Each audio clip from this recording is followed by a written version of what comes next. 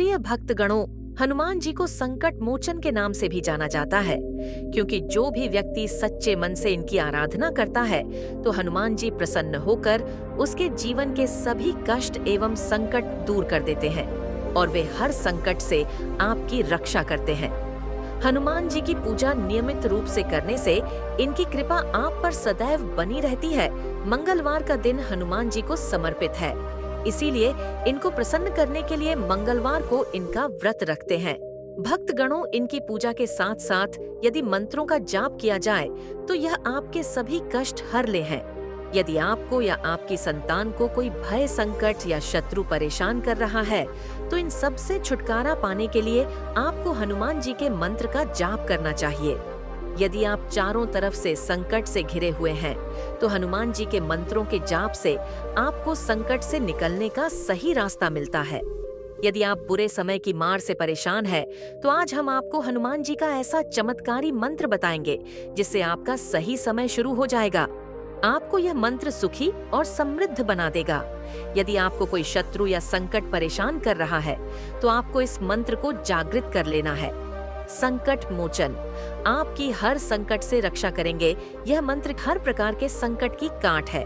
इस मंत्र को जागृत करने के लिए इस मंत्र का प्रतिदिन 108 बार जाप करना पड़ता है और यदि एक बार यह मंत्र जागृत हो गया तो इसकी ऊर्जा से आपके जीवन से हर प्रकार के संकट दूर हो जाते हैं और आपको या आपके पुत्र को रक्षा कवच की प्राप्ति होती है।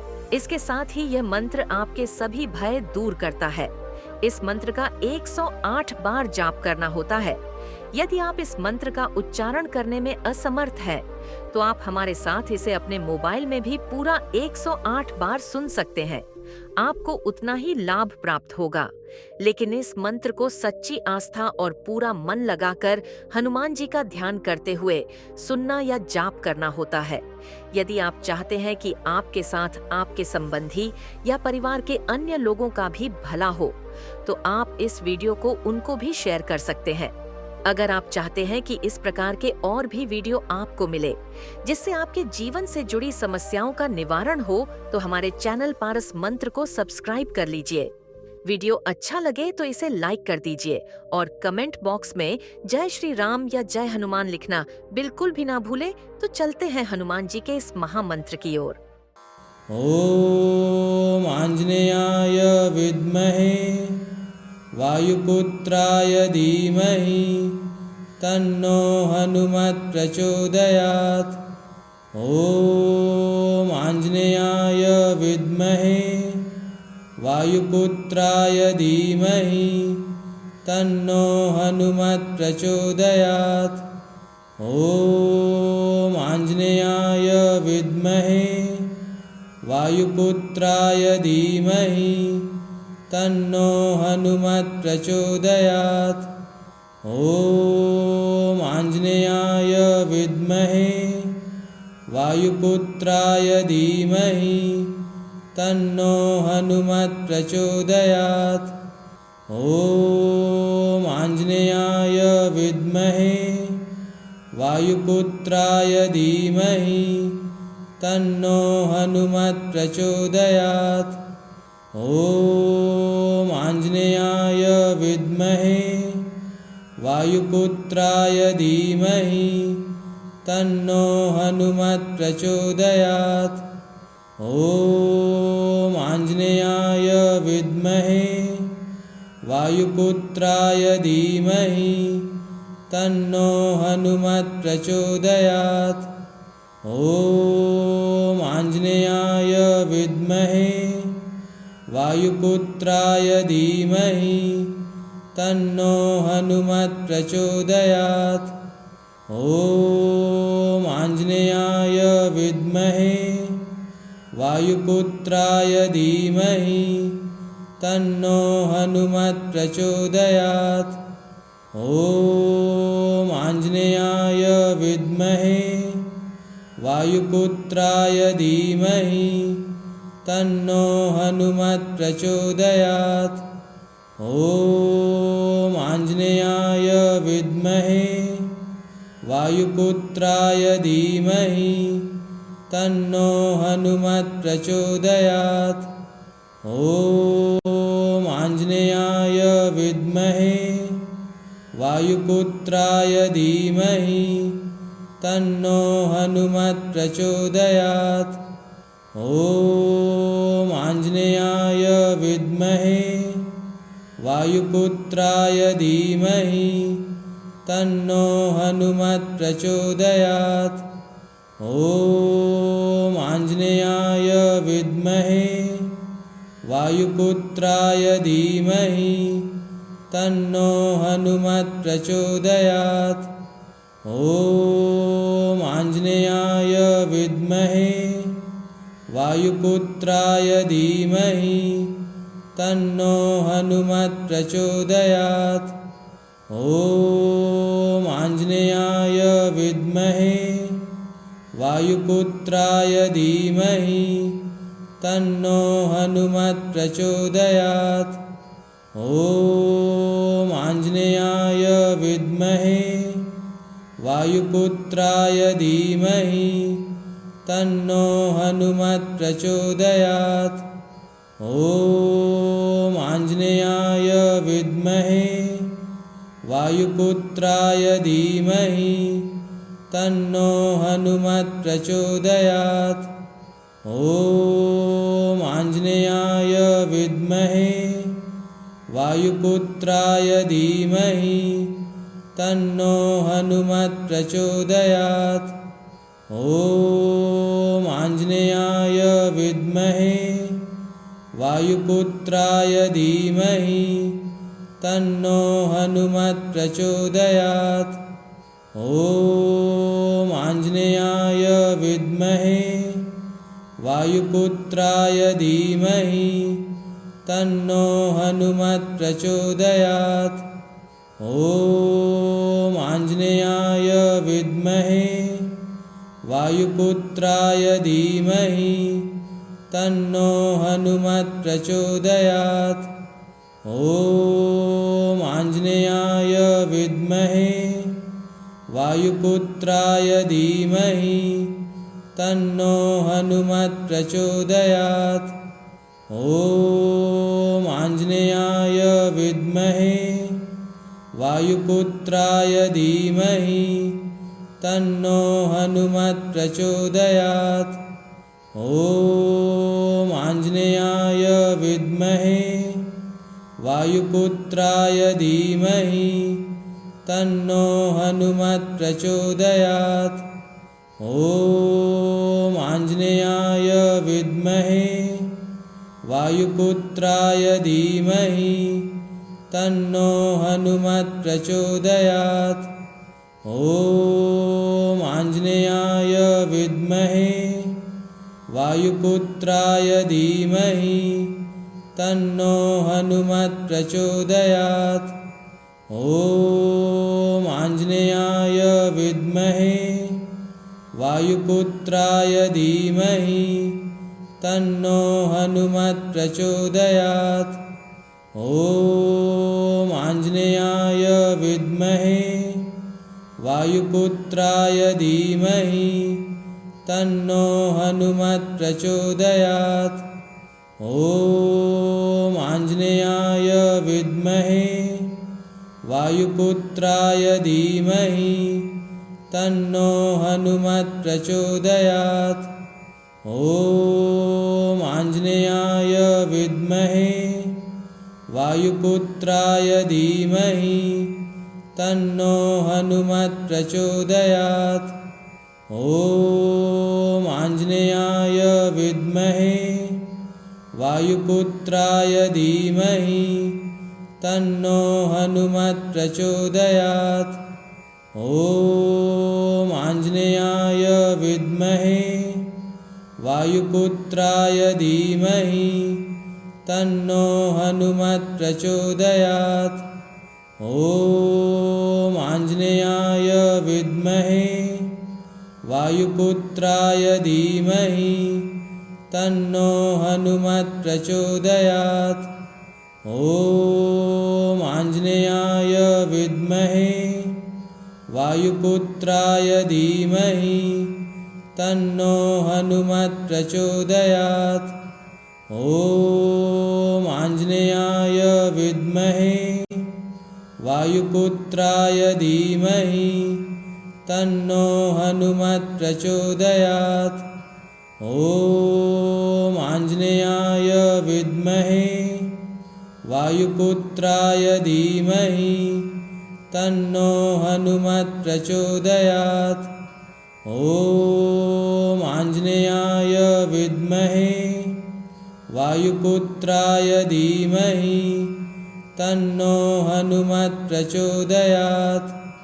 ॐ आञ्जनेयाय विद्महे वायुपुत्राय धीमहि तन्नो हनुमत् प्रचोदयात्। ॐ आञ्जनेयाय विद्महे वायुपुत्राय धीमहि तन्नो हनुमत् प्रचोदयात्। ॐ आञ्जनेयाय विद्महे वायुपुत्राय धीमहि तन्नो हनुमत् प्रचोदयात्। ॐ आञ्जनेयाय विद्महे वायुपुत्राय धीमहि तन्नो हनुमत् प्रचोदयात्। ॐ आञ्जनेयाय विद्महे वायुपुत्राय धीमहि तन्नो हनुमत् प्रचोदयात्। ॐ आञ्जनेयाय विद्महे वायुपुत्राय धीमहि तन्नो हनुमत् प्रचोदयात्। ॐ आञ्जनेयाय विद्महे वायुपुत्राय धीमहि तन्नो हनुमत् प्रचोदयात्। ॐ आञ्जनेयाय विद्महे वायुपुत्राय धीमहि तन्नो हनुमत् प्रचोदयात्। ॐ आञ्जनेयाय विद्महे वायुपुत्राय धीमहि तन्नो हनुमत् प्रचोदयात्। ॐ आञ्जनेयाय विद्महे वायुपुत्राय धीमहि तन्नो हनुमत् प्रचोदयात्। ॐ आञ्जनेयाय विद्महे वायुपुत्राय धीमहि तन्नो हनुमत् प्रचोदयात्। ॐ आञ्जनेयाय विद्महे वायुपुत्राय धीमहि तन्नो हनुमत् प्रचोदयात्। ॐ आञ्जनेयाय विद्महे वायुपुत्राय धीमहि तन्नो हनुमत् प्रचोदयात्। ॐ आञ्जनेयाय विद्महे वायुपुत्राय धीमहि तन्नो हनुमत् प्रचोदयात्। ॐ आञ्जनेयाय विद्महे वायुपुत्राय धीमहि तन्नो हनुमत् प्रचोदयात्। ॐ आञ्जनेयाय विद्महे वायुपुत्राय धीमहि तन्नो हनुमत् प्रचोदयात्। ॐ आञ्जनेयाय विद्महे वायुपुत्राय धीमहि तन्नो हनुमत् प्रचोदयात्। ॐ आञ्जनेयाय विद्महे वायुपुत्राय धीमहि तन्नो हनुमत् प्रचोदयात्। ॐ आञ्जनेयाय विद्महे वायुपुत्राय धीमहि तन्नो हनुमत् प्रचोदयात्। ॐ आञ्जनेयाय विद्महे वायुपुत्राय धीमहि तन्नो हनुमत् प्रचोदयात्। ॐ आञ्जनेयाय विद्महे वायुपुत्राय धीमहि तन्नो हनुमत् प्रचोदयात्। ॐ आञ्जनेयाय विद्महे वायुपुत्राय धीमहि तन्नो हनुमत् प्रचोदयात्। ॐ आञ्जनेयाय विद्महे वायुपुत्राय धीमहि तन्नो हनुमत् प्रचोदयात्। ॐ आञ्जनेयाय विद्महे वायुपुत्राय धीमहि तन्नो हनुमत् प्रचोदयात्। ॐ आञ्जनेयाय विद्महे वायुपुत्राय धीमहि तन्नो हनुमत् प्रचोदयात्। ॐ आञ्जनेयाय विद्महे वायुपुत्राय धीमहि तन्नो हनुमत् प्रचोदयात्। ॐ आञ्जनेयाय विद्महे वायुपुत्राय धीमहि तन्नो हनुमत् प्रचोदयात्। ॐ आञ्जनेयाय विद्महे वायुपुत्राय धीमहि तन्नो हनुमत् प्रचोदयात्। ॐ आञ्जनेयाय विद्महे वायुपुत्राय धीमहि तन्नो हनुमत् प्रचोदयात्। ॐ आञ्जनेयाय विद्महे वायुपुत्राय धीमहि तन्नो हनुमत् प्रचोदयात्। ॐ आञ्जनेयाय विद्महे वायुपुत्राय धीमहि तन्नो हनुमत् प्रचोदयात्। ॐ आञ्जनेयाय विद्महे वायुपुत्राय धीमहि तन्नो हनुमत् प्रचोदयात्। ॐ आञ्जनेयाय विद्महे वायुपुत्राय धीमहि तन्नो हनुमत् प्रचोदयात्। ॐ आञ्जनेयाय विद्महे वायुपुत्राय धीमहि तन्नो हनुमत् प्रचोदयात्। ॐ आञ्जनेयाय विद्महे वायुपुत्राय धीमहि तन्नो हनुमत् प्रचोदयात्। ॐ आञ्जनेयाय विद्महे वायुपुत्राय धीमहि तन्नो हनुमत् प्रचोदयात्। ॐ आञ्जनेयाय विद्महे वायुपुत्राय धीमहि तन्नो हनुमत् प्रचोदयात्।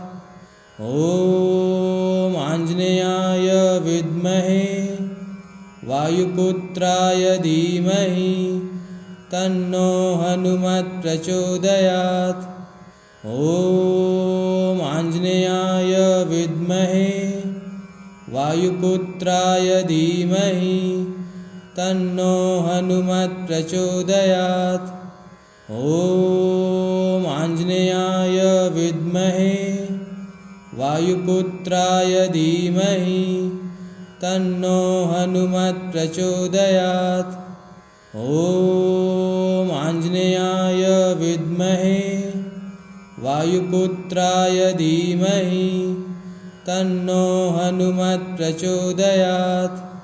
ॐ आञ्जनेयाय विद्महे वायुपुत्राय धीमहि तन्नो हनुमत् प्रचोदयात्। ॐ आञ्जनेयाय विद्महे वायुपुत्राय धीमहि तन्नो हनुमत् प्रचोदयात्। ॐ आञ्जनेयाय विद्महे वायुपुत्राय धीमहि तन्नो हनुमत् प्रचोदयात्। ॐ आञ्जनेयाय विद्महे वायुपुत्राय धीमहि तन्नो हनुमत् प्रचोदयात्। ॐ आञ्जनेयाय विद्महे वायुपुत्राय धीमहि तन्नो हनुमत् प्रचोदयात्। ॐ आञ्जनेयाय विद्महे वायुपुत्राय धीमहि तन्नो हनुमत् प्रचोदयात्।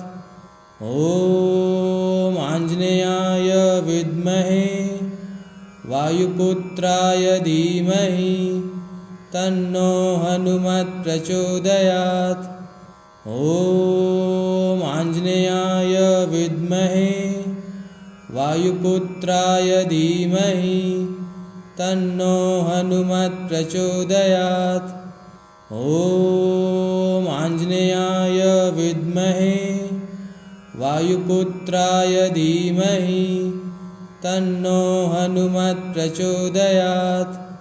ॐ आञ्जनेयाय विद्महे वायुपुत्राय धीमहि तन्नो हनुमत् प्रचोदयात्। ॐ आञ्जनेयाय विद्महे वायुपुत्राय धीमहि तन्नो हनुमत् प्रचोदयात्। ॐ आञ्जनेयाय विद्महे वायुपुत्राय धीमहि तन्नो हनुमत् प्रचोदयात्। ॐ आञ्जनेयाय विद्महे वायुपुत्राय धीमहि तन्नो हनुमत् प्रचोदयात्। ॐ आञ्जनेयाय विद्महे वायुपुत्राय धीमहि तन्नो हनुमत् प्रचोदयात्। ॐ आञ्जनेयाय विद्महे वायुपुत्राय धीमहि तन्नो हनुमत् प्रचोदयात्। ॐ आञ्जनेयाय विद्महे वायुपुत्राय धीमहि तन्नो हनुमत् प्रचोदयात्। ॐ आञ्जनेयाय विद्महे वायुपुत्राय धीमहि तन्नो हनुमत् प्रचोदयात्। ॐ आञ्जनेयाय विद्महे वायुपुत्राय धीमहि तन्नो हनुमत् प्रचोदयात्। ॐ आञ्जनेयाय विद्महे वायुपुत्राय धीमहि तन्नो हनुमत् प्रचोदयात्। ॐ आञ्जनेयाय विद्महे वायुपुत्राय धीमहि तन्नो हनुमत् प्रचोदयात्। ॐ आञ्जनेयाय विद्महे वायुपुत्राय धीमहि तन्नो हनुमत् प्रचोदयात्। ॐ आञ्जनेयाय विद्महे वायुपुत्राय धीमहि तन्नो हनुमत् प्रचोदयात्। ॐ आञ्जनेयाय विद्महे वायुपुत्राय धीमहि तन्नो हनुमत् प्रचोदयात्। ॐ आञ्जनेयाय विद्महे वायुपुत्राय धीमहि तन्नो हनुमत् प्रचोदयात्। ॐ आञ्जनेयाय विद्महे वायुपुत्राय धीमहि तन्नो हनुमत् प्रचोदयात्। ॐ आञ्जनेयाय विद्महे वायुपुत्राय धीमहि तन्नो हनुमत् प्रचोदयात्। ॐ आञ्जनेयाय विद्महे वायुपुत्राय धीमहि तन्नो हनुमत् प्रचोदयात्। ॐ आञ्जनेयाय विद्महे वायुपुत्राय धीमहि तन्नो हनुमत् प्रचोदयात्। ॐ आञ्जनेयाय विद्महे वायुपुत्राय धीमहि तन्नो हनुमत् प्रचोदयात्।